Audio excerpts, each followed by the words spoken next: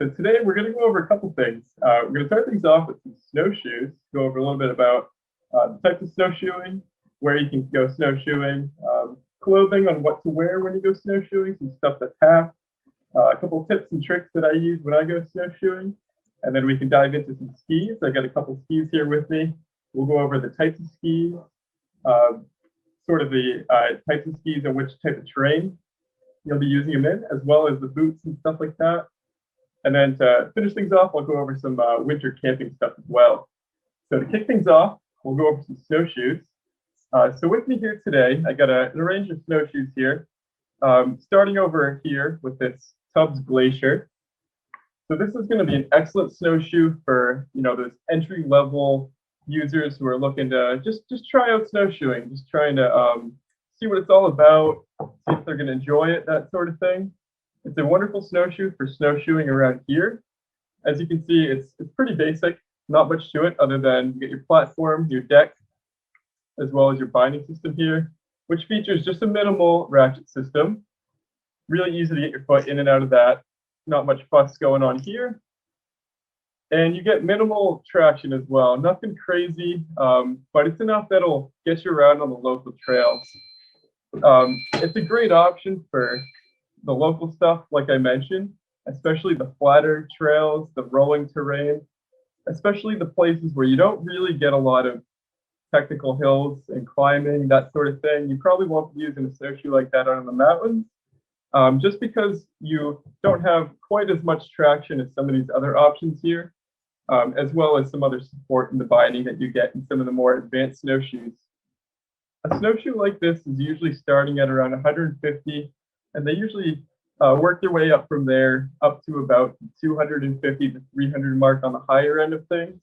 But for most people, this is going to be plenty.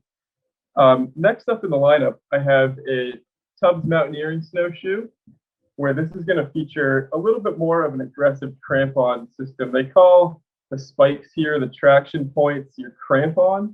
And essentially what the crampon is doing is providing that grip on the snow and the ice. And as you can see here, just comparing these two, you're going to get much bigger teeth on the crampon here on this purple one than over here on this red one.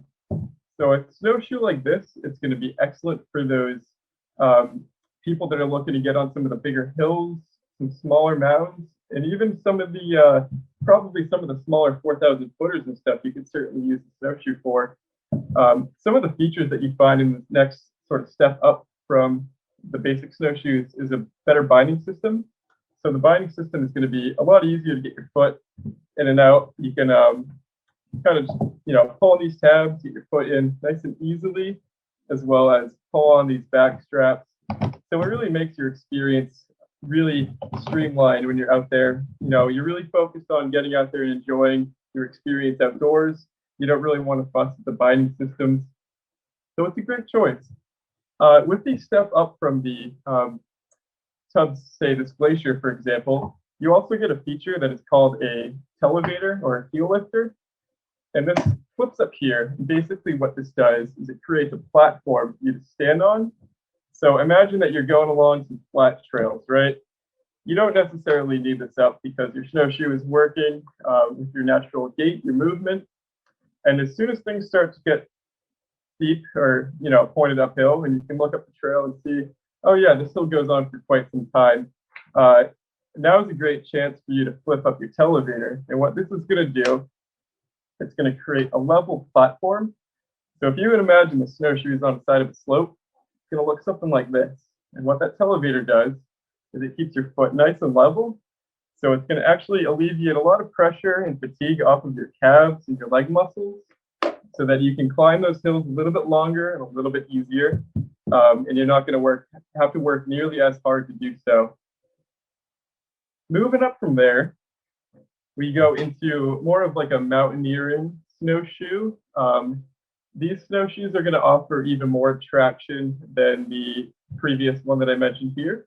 You're also going to get, like this one, you're going to get a more aggressive crampon system where you have these, it's actually stamped into the side of the snowshoe. It's a metal frame construction versus the tubular frame of a entry level and a intermediate snowshoes. So the more advanced snowshoes, you get this nice stamped rail where they actually cut out teeth along the side of it. So you're getting essentially 360 degrees of traction.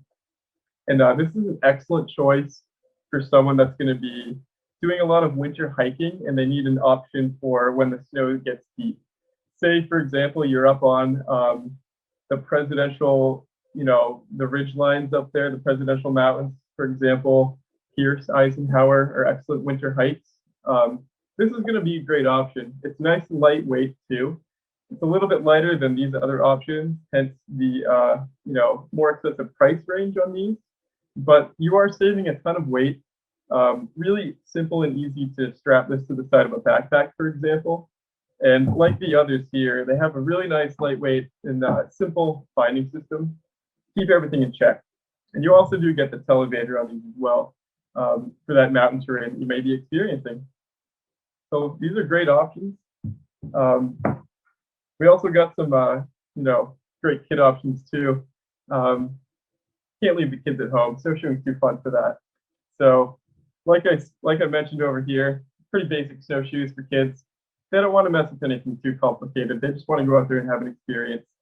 So you get a quick little ratchet system in and out. It's that easy. As far as poles go,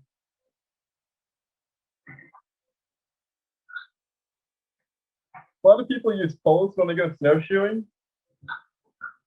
It's not necessarily a have to. A lot of people opt for having poles though. It's kind of like hiking, if you will. You get that extra support. You can actually take about, I believe it's like 15% of your body weight off of your feet just by using your poles properly.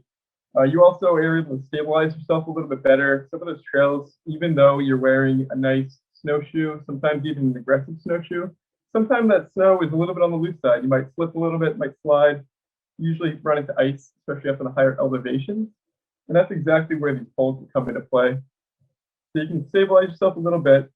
It's going to work just like if you were hiking a hiking pole. And a normal hiking pole, though, you might notice that on the tip of this pole here, you have what's called like a 3-season basket, like spring, summer, and fall, where this is going to be great. Those trails where the dirt is a little bit softer, maybe some mud.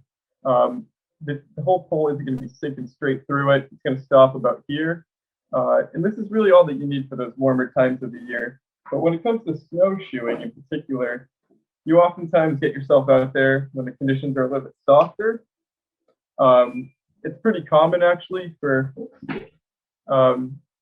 if you were out in the whites, for example, and the trail is looking great and packed out.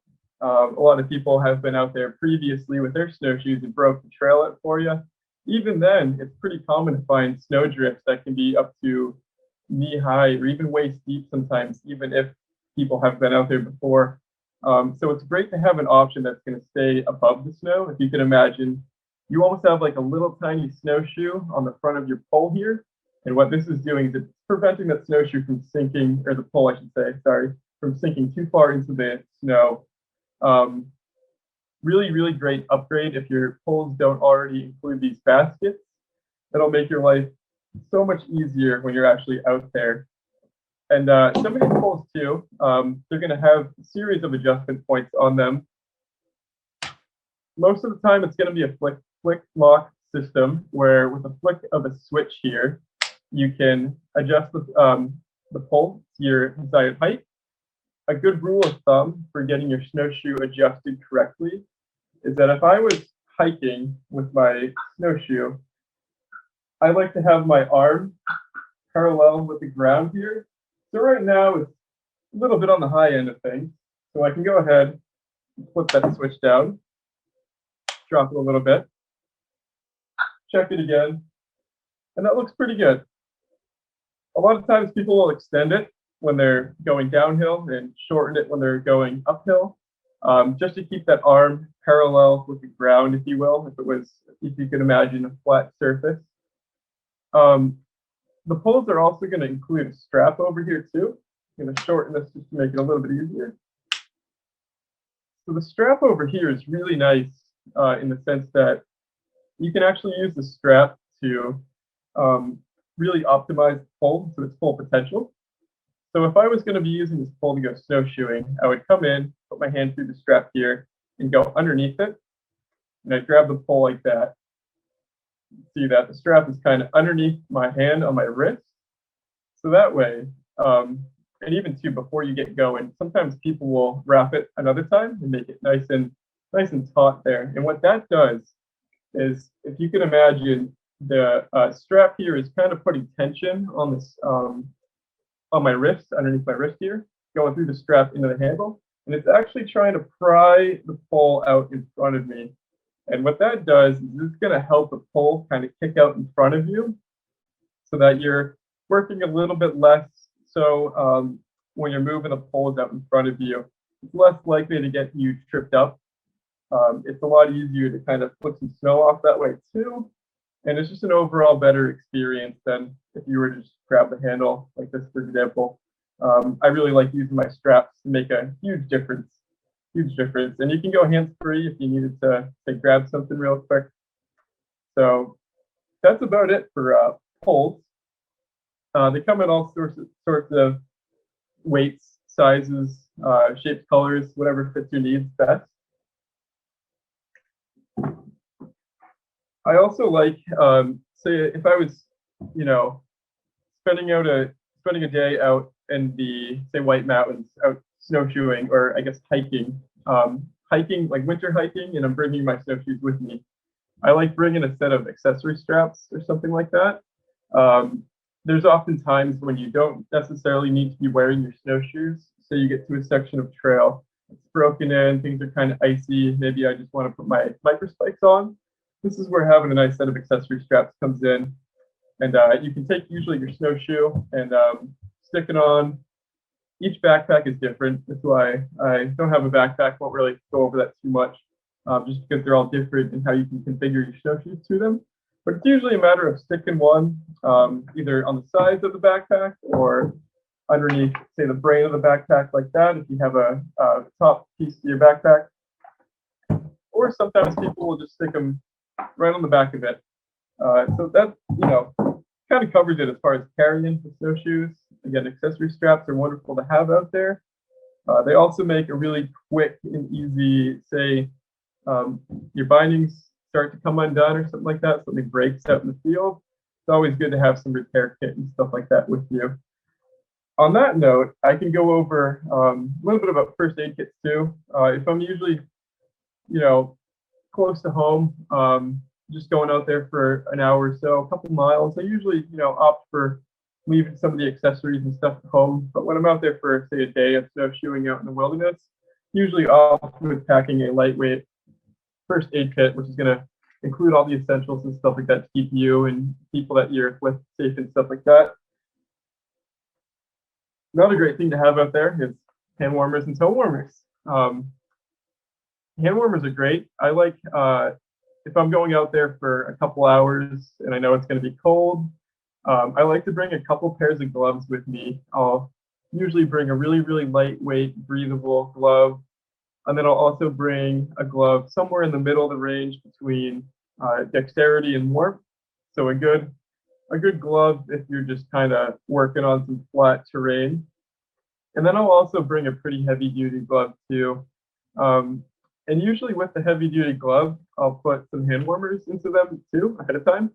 So that way, if I run into the situation where I'm out there and man, these temperatures are dropping, it's really getting cold out there, I can just put my hands right into that bigger glove, and I've already got my hand warmers ready to go.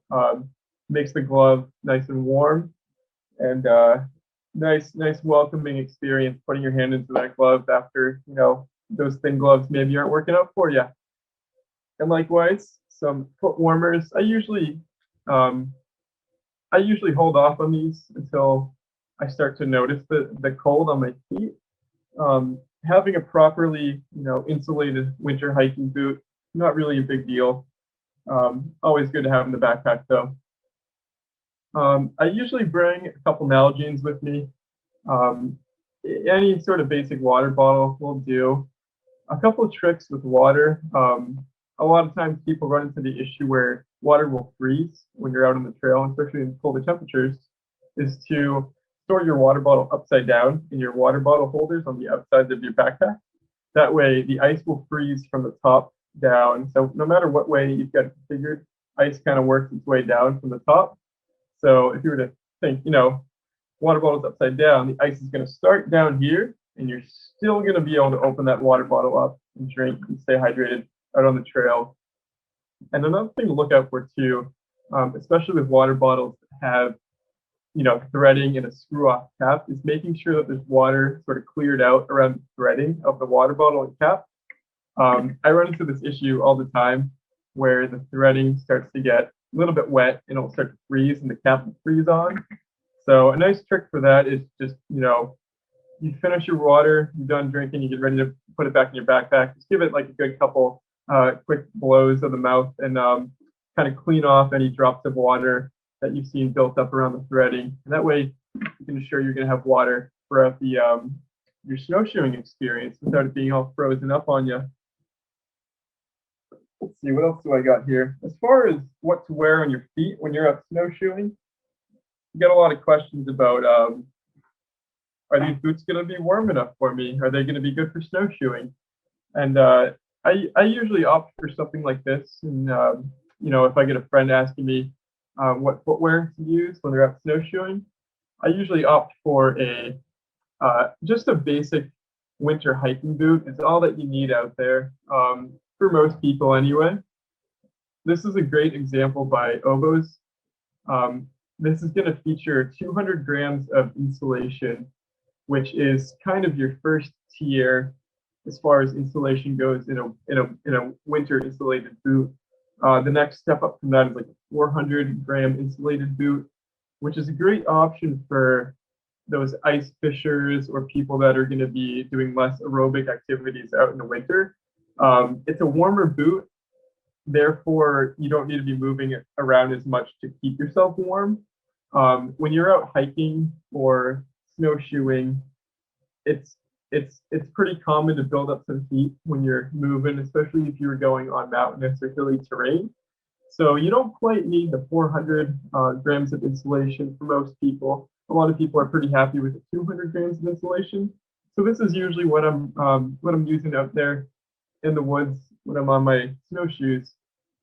And a boot like this is great too, in the sense that this is like a little D-ring, it's called, up front here. And if you get a gaiter, which is another piece of, protective material, you'd put over, your boot gear. And it's essentially going to keep the snow from going into the boot. And it's kind of notorious snowshoes here to kick up snow. They're kicking up snow constantly when you're out there using them in the field. So by having that gaiter on and rope through this D-ring here, does an excellent job of keeping the snow out and your feet nice and dry. Another really nice feature I like about, a winter hiking boot like this is you have a little bit of a lip to the heel of the boot, and that's going to provide, something to put the back of the strap on, the back of the snowshoe around. It's going to sit nice and snug, and it won't slip off or slip down the back of the boot here if you've got it properly adjusted on the snowshoe. And it's also going to help out with your gaiter as well, kind of, giving it that surface and that spot here to stay put and to take care of you out in the field. When I'm out there snowshoeing, I usually just wear, clothing that I'll be comfortable in for the temperatures. It's usually just like a winter hiking, clothing. So you get your base layers, right? Something like a smart wool merino wool base layer would be an excellent choice, starting things out on. And I usually go base layer, top and bottom. I love a good base layer. I think it's great having a good layering system in place. Over my base layers, especially on my lower body, I'll usually just opt for a lightweight, weather-resistant, water-resistant pant that's going to provide some stretch and breathability. What you don't want is like a rain pant where it's going to trap in moisture. So you're out there and you're getting warm, you're moving around, you're working up a sweat. You want something that's going to wick moisture away from the body, so that way you're not sweating, your clothes will get wet if you sweat and you end up getting cold. So by having the base layer with a nice sort of weather resistant pant over that is a great way to ensure that your legs are going to stay nice and warm and dry. And then on my upper body, after base layer, I'll go with like a mid layer, maybe like a thin fleece or something like that, for example. And usually,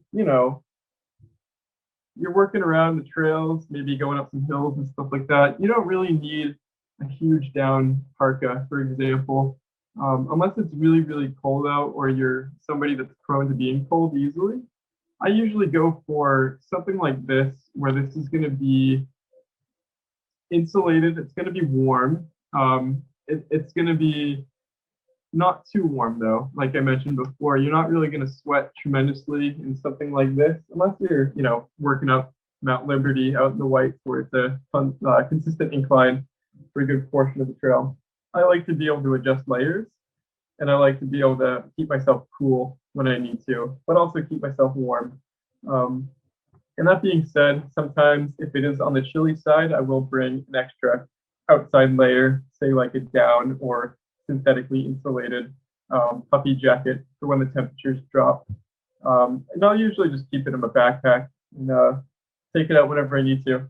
I'm gonna go grab a backpack and show you kind of what I would use for a day out if I were to go snowshoeing.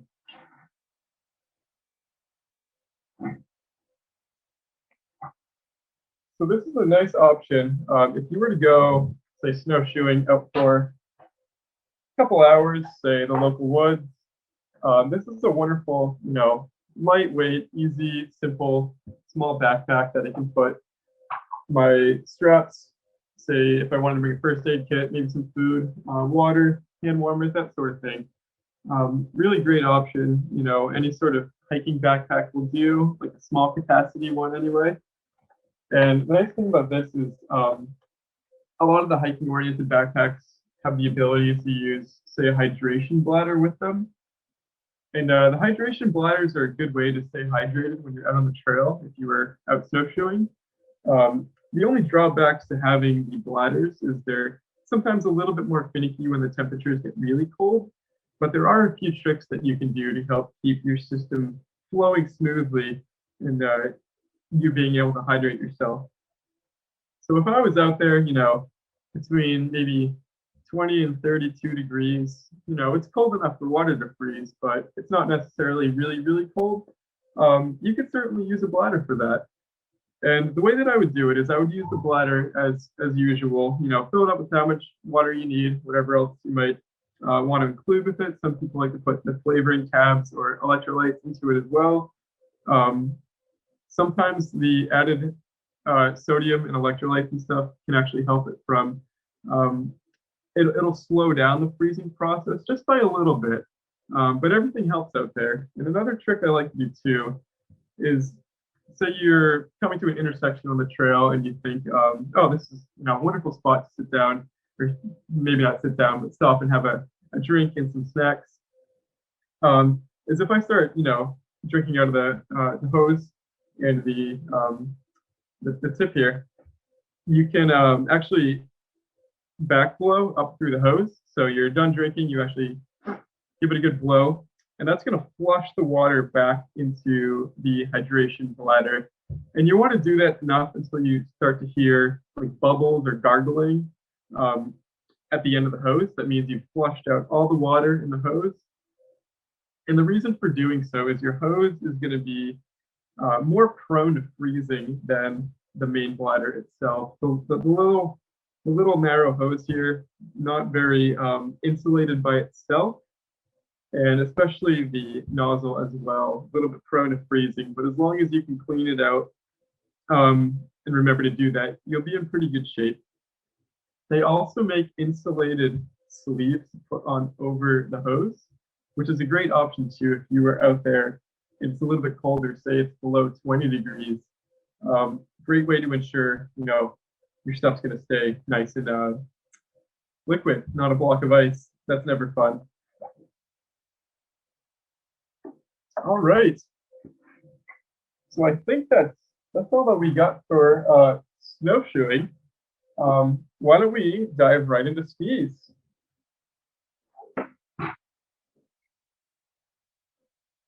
Got a couple skis here you can go over.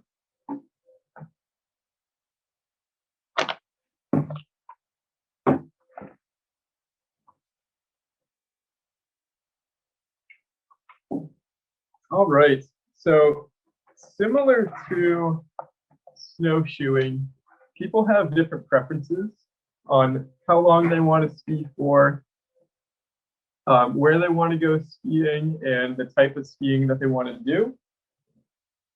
So to start things out, I will show you, this is a Fisher Voyager Crown. This is an excellent choice for, those groomed Nordic centers where they have a grooming machine that will set a track in a groomed trail for you. This is, your Bretton Woods, your Jackson ski touring facilities.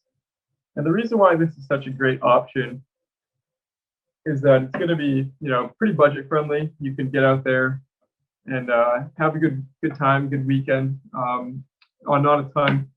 And you're going to get some nice scales going on the bottom of the snowshoe here, which is going to give you some grip for those kicks and those inclines. In a ski like this, you don't really get any sort of edge to it. But then again, it's not really meant to, make some turns in some rougher snow, some crusty stuff. You're oriented towards those tracks. For the users that want to do a little bit of everything, comes a touring ski. This is the Fisher Spider 62. And the upgrades that you get from the Voyager here is that you get a full metal edge to the ski, a steel edge, as well as an off-track crown. So you're going to be able to do some climbing and descending with this ski. It's a great option. I've actually owned one myself and I've been a big fan of it. You kind of think of it like the mountain biking skis. Like it'll basically go anywhere and you can do a lot with it. And that's a great option for this local area in particular. We get this freestyle cycles on the seacoast. So if you're looking to get out onto a pair of cross-country skis, that's another good an option for you.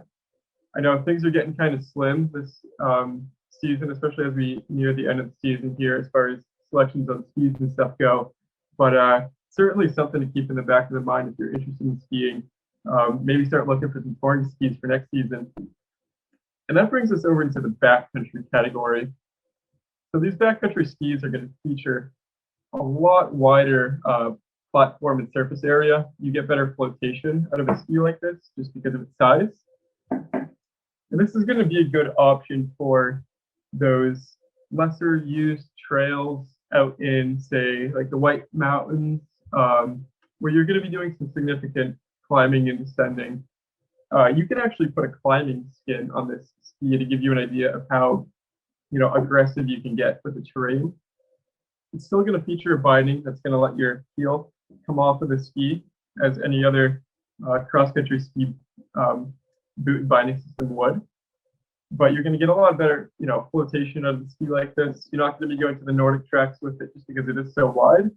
But it's a wonderful area if you're looking to escape the crowds, you want to kind of cut your own trails, get away from the popular Nordic centers for a little bit, and see what you can find out in the wilderness. So with that, a couple different boots.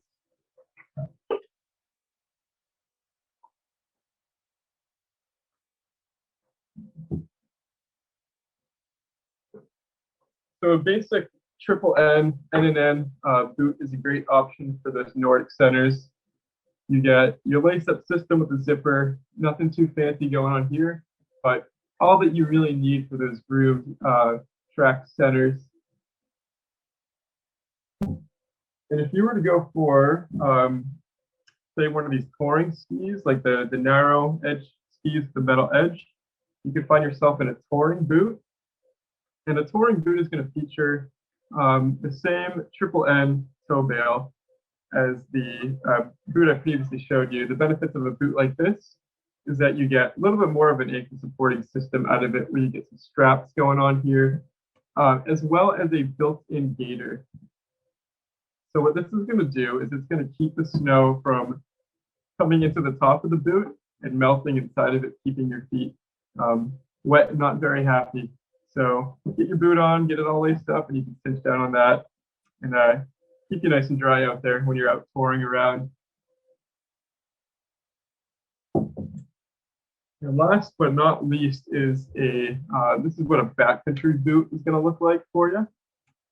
Kind of like the touring boot that I just showed you as well. It almost looks identical. The main difference between these is going to be the toe piece, where you get a reinforced toe bar, which is going to work with the reinforced and wider binding systems.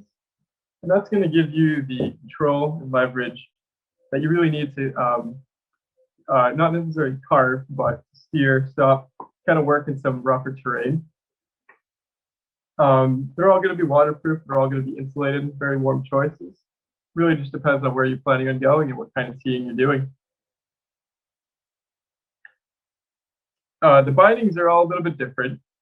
If you were looking at skiing locally and skiing at the Nordic centers, you're going to be in like the triple N bindings, which are pretty narrow toe piece here. Nothing too crazy. You can adjust these forward and back, which is a great option if you want to get better glide or better climbing performance out of these bindings. Moving into the backcountry binding, you usually get an option or two. And as you can see, I don't know if you can see, it's a little bit of a minor detail, but the toe piece is right about here. This is going to be a little bit wider, a little bit more rigid than this system here. And like I said, it's going to match up great with that beefier boot to give you the stability control that you need to handle some of those rougher trails. The, I guess, big brother of this one is the even wider system, not necessarily a different toe piece, but as you can see, the surface area on that plate is a little bit bigger. And that's just going to really optimize your inputs throughout those boots into the skis. So if you got a narrow ski, go for the narrower, triple N binding and stuff like that. It's going to suit you great for doing stuff around here, the local golf courses, the group Nordic centers and stuff like that. If you're a user that's really trying to go cut some tracks, the backcountry system is an excellent choice for you. And a lot of the skis that you find on the market these days are waxless skis.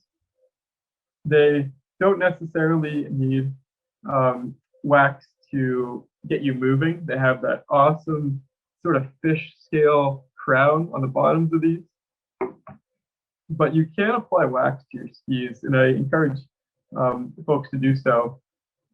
You get, for example, I get my wax here, for example, you're out there and the snow is getting a little bit sticky, maybe sticking to the bottoms of your skis, or you're looking to get a little bit more of a performance glide out of your ski. You can apply some glide wax.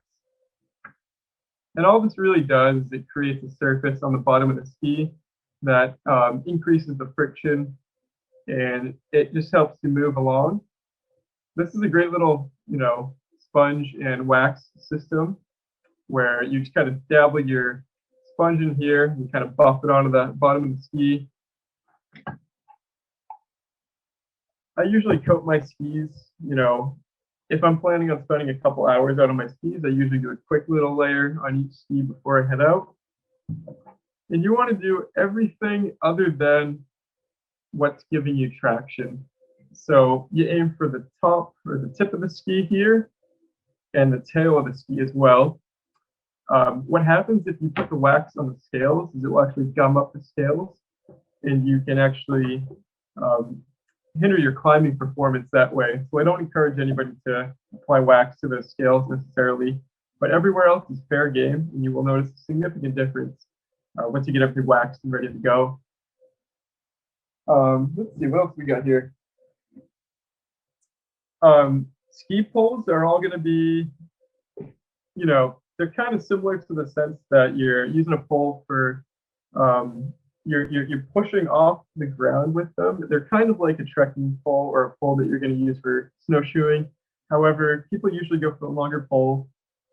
A dedicated ski pole doesn't really have any adjustment to it, but you really get a nice sturdy system to really drive the power through. I don't have one to show you, but getting a nice pole, especially for the touring and backcountry sort of realm of things, having like a true touring pole is going to put you in good shape. A lot of the track skis and the track poles are a lighter weight package. So I would just encourage you to aim for a beefier, sturdier pole if you were looking to get into some of the backcountry stuff. That's all that I got for skis here. And I'll dive right into some winter camping stuff in just a moment.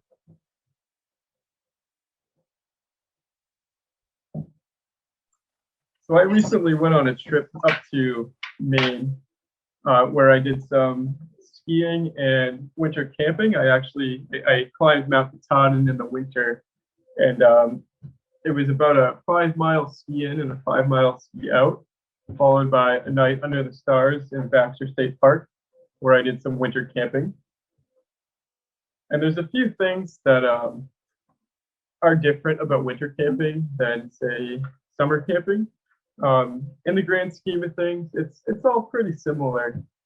It's just going to be a lot colder, especially out here in New England, obviously. With that being said, I can go over some of the sleep systems that you can use to keep yourself warm at night.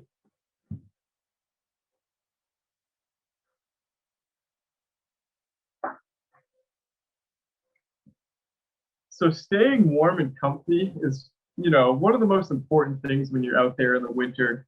Hypothermia is a real, concern.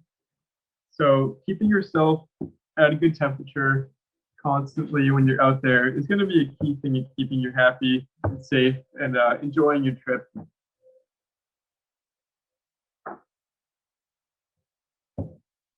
So we got a couple of sleeping pads here that I can show you. And sleeping pads, they're all kind of rated for different uses and different temperatures. They're kind of like sleeping bags in the sense that you have your summer sleeping bags and your heavier, warmer winter sleeping bags. So some of these sleeping pads are going to be rated for winter temperatures, and they all kind of follow the same system by using what's called an R value. So the R value is basically the thermal properties of how warm the pad is going to be. It's basically how much it's going to insulate you from the ground and how warm it's going to keep you. And your R value is going to be found on a scale between 1, or I should say 0, all the way up to, I believe, 9 at the high end of things, 9 or 10. So on a scale from about 0 to 10, you could find anything from, say, a 2 over here. I think this is a 4 or so, a 3.2. And then over here on my left, I have a 6.9. And the nice thing about R value rated products, especially the sleeping systems, is that you can actually add up the R values. So for example, if I had a 3-season sleeping pad like this one, this is a pad that I'm going to be using fall, spring, and summer. I don't want to, necessarily go buy another one for winter, but I can go out and get an additional foam pad, and I can actually combine these. So the R value over here, the 2.1, can be combined over here with my 3.2, getting me up into the range in which the winter pads are rated for. So usually with the warmer sleeping systems, you find R values of about 2. So by itself, this will be adequate out in the summer. This is like a 3.2. Yeah, so this by itself, they call it like a summer and shoulder season sleeping pad. So you can use this in the spring and fall as well as the summer. So this is a great versatile option. And then if you truly wanted to spend time out there in the winter, say you were doing some winter camping out in the Whites, or even if you were going on some mountaineering trips or traveling in colder climates, having something that's a little bit higher than like say 5 on the R value scale, it's going to keep you nice and warm. This is a 7 over here, so really great way to keep you warm and happy when you're out sleeping. And like I said before, combining these two is a great option. You usually put your foam pad down on first. That's going to ensure that you're not you're kind of protecting your sleeping pad. Say there might be some debris, some splinters if you were in a lean-to, or if there's some rough stuff on the ground, you can really protect your sleeping pad by putting your foam one on underneath it.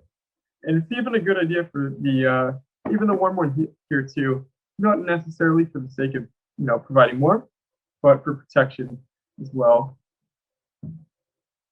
So with the sleeping pads, you usually want to pair it with a nice winter sleeping bag.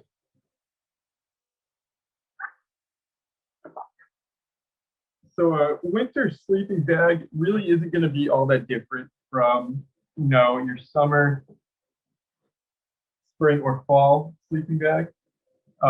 There are a couple things that are different that I like to look for in a sleeping bag in particular. Say you were thinking of spending some time in a tent during the colder months of the year. I like to get a sleeping bag that's going to be a little bit colder rated for the temperatures that I expect to be in. So for example, if it was going to be 32 degrees, I might opt for, say, a 0-degree bag like this one here.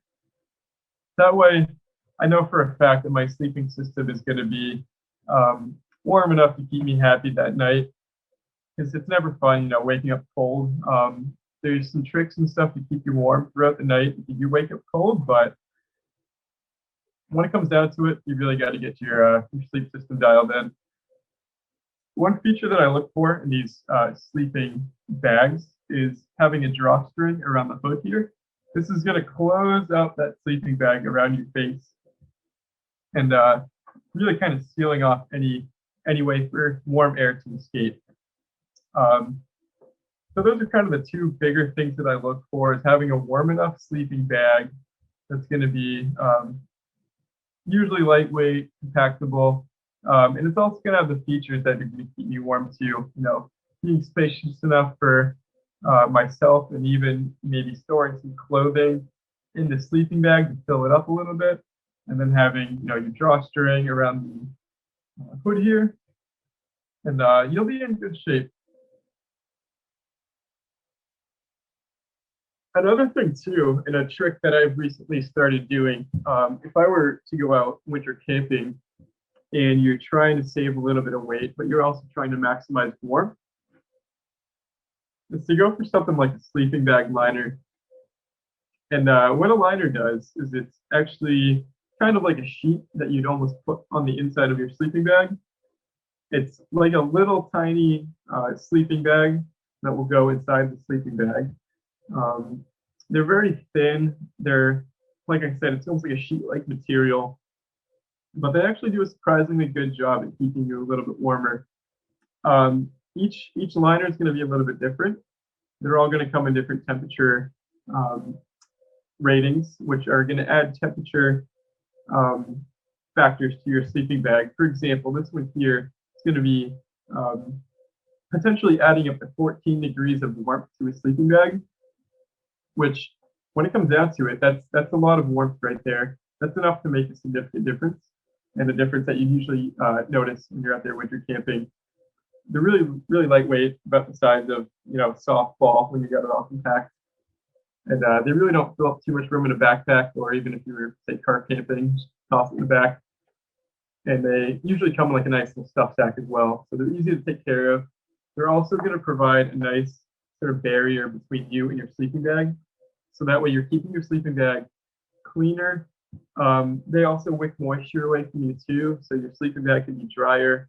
They're just overall a really nice additional piece of gear to have when you're out there winter camping. Another thing that I recently acquired to accompany my gear and sleep system on my trip up to Baxter was a sort of like a sleeping bootie. I was out there using primarily my ski boots for when I skied in, and then my mountaineering boot when it came time to climb the mountain. But to fill in the gaps, there was some downtime at camp. I got myself into a, like a down bootie like this, which is going to give you a little bit of traction on the bottom. So you got some tasks to do around camp, and you've already taken off your hiking boots, your ski boots, your mountaineering boots, and the boots are cold. You don't really, feel like lacing them up, tying them back on. You can just get yourself into something like this. And this is going to be a nice, sort of lightweight, easy to store. Some of them are even smaller than this as far as compactability, but like you can shrink that thing right down, keep it in a backpack, what have you. And this is great too for, those pit stops in the middle of the night. If you need to get up and use the restroom or something like that, you can hop right out of your sleeping bag and get yourself into a boot like this without having to bother with lacing up anything. You just kind of, put your feet in and go, and it's that easy.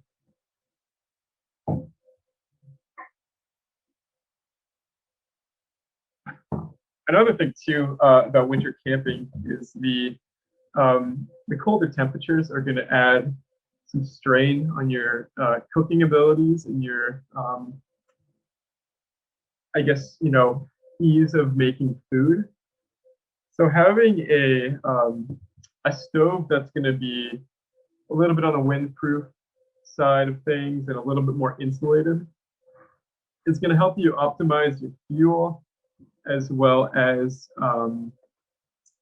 boil times and the time it actually takes to get water from up into a boil to get your food going. I really like this option by MSR. It features a protective barrier around your burner and your actual, pot here. So it's going to take less time to boil the water than a stove that doesn't have this. And by having an insulated pot here too, it's going to keep the water warmer for longer. And it's also going to be much more easier on the fuel consumption. People are often surprised at how quick they're going through fuel when they're out there winter camping, just because it's a little bit more intensive on these stoves. And I always remember to, bring some backup fuel just in case. You don't want to get into a situation when you're out there trying to cook dinner and you run out of fuel and, you bring something like a dehydrated meal and there's no way to hydrate it other than to leave it in some cold water. And at that point, you run into, oh, my food's going to freeze because I don't have anything to warm it up. So bring enough fuel with you, get some insulated stuff. Even like an insulated mug is a really great option to put your freeze-dried food in, and then your boiling water. You put the cap on your insulated mug, and your food stays warmer longer, and it rehydrates a little bit better than if you were to just put it. If you were to put the boiling water right into here, these get cold really quickly up there in the colder temperatures. And these are wonderful too. I really like bringing these out there with me, especially in the colder months. If you were out doing some winter backpacking or something like that, you really don't want to spend 2 hours making an elaborate meal at camp. You just want to, get to camp, have your meal, and get cozy in your sleeping bag for the night, staying warm and dry. Another thing about food too is it's a great idea to, and this is true across the board, no matter if you're skiing or snowshoeing, is that eating a little bit more that day, say that morning while you're out there and at night, especially winter camping, by having more fuel, more food in your system, your body's actually making you a little bit warmer. The process of breaking down the food generates heat. So by eating a little bit of extra food, you're doing yourself a favor. You're staying a little bit warmer. Your body's happier. You're probably burning more food anyway, just because of the temperatures and the activities that you're doing. For example, that night that I spent under the stars in Baxter State Park, I brought a couple of these with me, and I had I think I had about 2,000 calories of food that night. That was fuel that I needed, fuel that I had burned skiing in, and that was fuel that I needed for keeping warm that night, as well as fuel for the next day. So ensuring that you bring enough food will take care of you out there. And that's pretty much all that we've got to cover here today. Wow, that was awesome. Thank you, Shawn. Of course.